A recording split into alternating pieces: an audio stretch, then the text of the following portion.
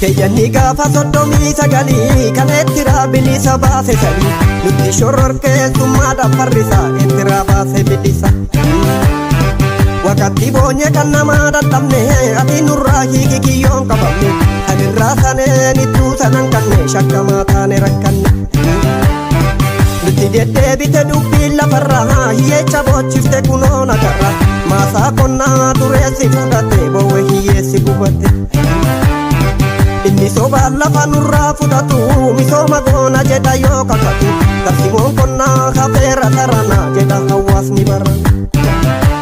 Tokko yakkama tokko shakkama maal barra kana.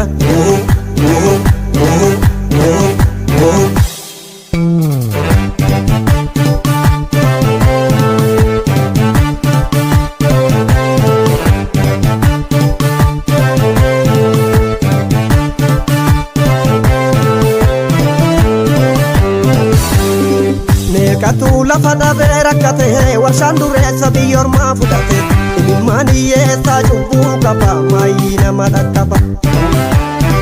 Dureessi yoo lafa sobaan fudhatu meequma keenya kan garaan gubatu gaaffii qabaa hiyyeessi dubbatu sooressi yoo minneffatu.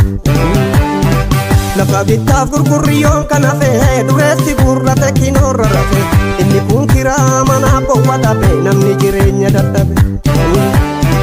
Dureessi keenya lafa isaan qotatu amma dureessi biyyoormaa fudhatu erga lafa isaatirraa dhabe abdii hiyyummaan eessatti baddi.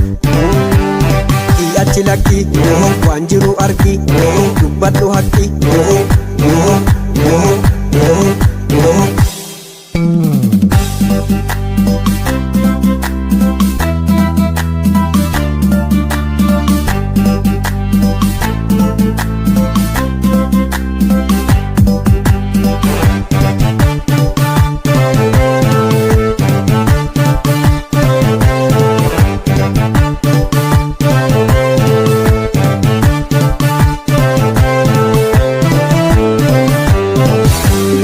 Mirga namaatiif dursa waan hundarraa misoomni maal godha kophaa lafarra tokko tokko sooromee sharrakkata kanaaf hiyyeessi bakkata. Meeqa dhugaa dubbata yooka garaa tokko sobaan bula oduu dalgala inni buuqamee dhugaarratti himame karchallee ciisa qabame. Namni kamuu harka duwwaa dhalata qabeenya yoo ta'e hojiin argata warri sooressaa kophaa kabajamaa hiyyeessi maaf daddarbama. Amanamanaan goshaniin taphata kan baratee bee hojii kadhata amanamtummaattis meeqa dhamane hoggasuu kufa darbame. Meeqa rakkate keessi gubate biyya bakkate.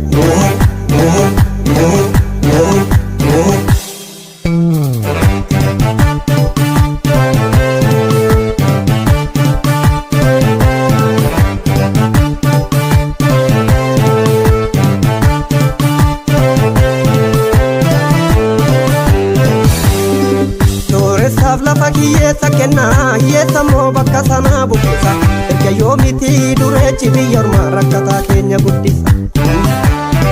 Kayyanni gaafa soddomii sagalii kan ettira bilisa baase sanii nutti shororkeessummaadhaaf farrisa ettira baase bilisa.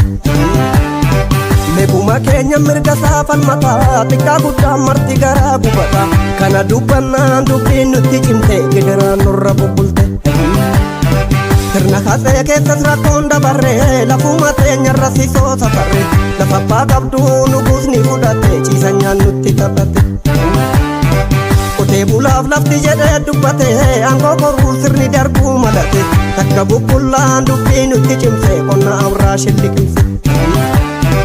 Jarris kunoo sanuu amaala garree soddoma guutuuf digdamman dabarree harkarraa afaan ittuu didde jiru maali sobaan wal gidiru. Lalu badu, haka dubbadhu, mirga falmadhu. Oh